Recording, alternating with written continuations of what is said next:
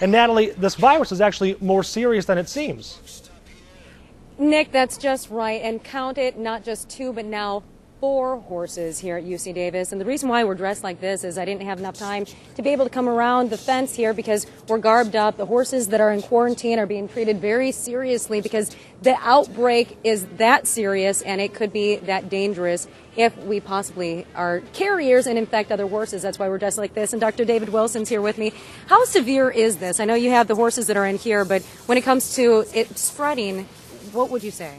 Well, at this point in time, there are roughly 50 horses from around the country that are confirmed infected, and we have 18 in California that have been confirmed to be infected. So we don't know whether we're on the tail end of the outbreak or on the early phase of the outbreak. So it's prudent to try and do all we can to reduce spread.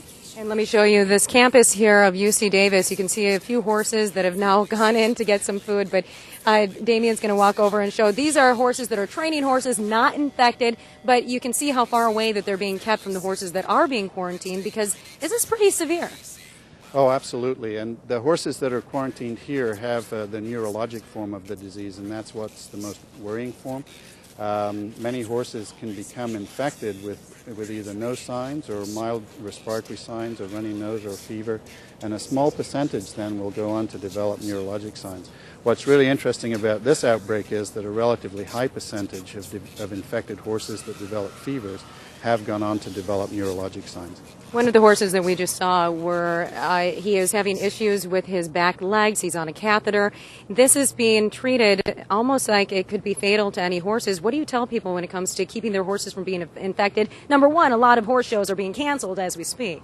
Well, I think that's very prudent. I think that horse owners should be careful. I think minimizing any non-essential travel would be a good thing to do.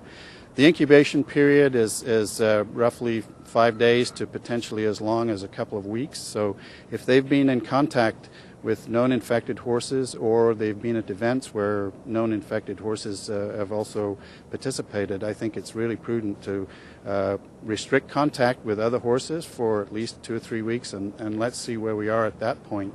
As I say, whether we're on the down slope or whether we're on the up slope with infection. Dr. David Wilson, thank you very much for being here with us. I appreciate it. And I know that you're going to keep us updated in terms of the horses here. And we're bound to know, Dr. Wilson was telling me earlier, within a few weeks as to how difficult this outbreak could be to corral, no pun intended, and how much of a problem it could be and when horse owners can feel safe to go about their business and make sure their horses are treated properly. Reporting live at UC Davis, Natalie Sense, News 10.